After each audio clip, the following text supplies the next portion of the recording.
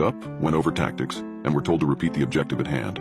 No witnesses, no survivors. After all that was said and done, we piled into a SWAT truck and drove off.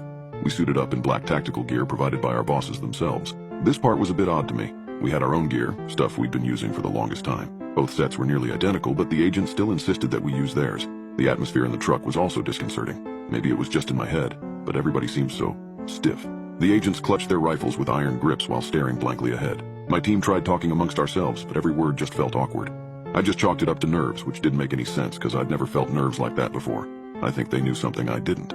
After what felt like hours, we finally arrived, stopping some odd yards away from the farmhouse in order to remain undetected. We piled out, got into formation, and began. I was assigned the furthest flank position, so I stayed back as everybody else moved ahead. The closest people in front of me were one of my guys and an agent. It didn't take long for the strangeness to amplify. I noticed that the agent was gradually moving slower and slower. Eventually I caught up to him. Well, it was more like I was forced to catch up.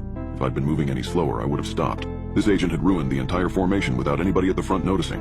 "What the hell are you doing?" I asked as I walked up beside him. Without answering my question, he handed me a small scrap of paper. I took a quick glance at it, seeing an address and a date time written down on it. "Meet me. Don't be late," he said.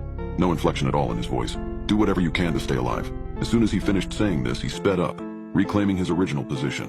Obviously, that interaction was a cause for concern. I had to start wondering just what the hell my coworkers and I had just gotten into.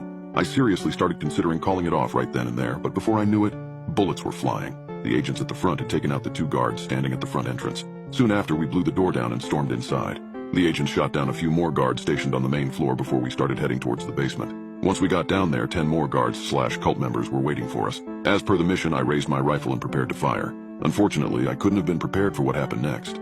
The agent at the front raised his fist, signaling for us to stop. Surprisingly, the guards didn't shoot at us. In fact, they didn't even react. The agents began turning around before aiming their rifles at us instead. "There's been a change of plans." We'd been set up. That much was obvious. I didn't even have time to curse before the shit went off the rails. I ducked, feverishly trying to avoid point-blank gunfire while firing off nearly blind retaliatory shots. I managed to stumble my way behind some cover, but not before having 2 bullets graze my cheek and thigh. I peeked out, seeing the cult guards with malicious grins across their faces, also shooting at my team and my team only. Amidst the chaos, I could see Faisal, one of my coworkers, rush an agent in an attempt to take him down to the ground. It was definitely a desperation move. But despite Faisal being substantially larger than the agent, his takedown was stuffed and he was subsequently thrown into a pillar. I could feel rage washing over me. I raised my rifle, aimed at the agent's head, and fired. He didn't go down. My aim wasn't the issue. I could see the bullets drilling into the side of his helmet. The guy even flinched. But he didn't fall. Instead, he finished Faisal with a shot to the head and walked off. My mouth fell agape as I started backing up.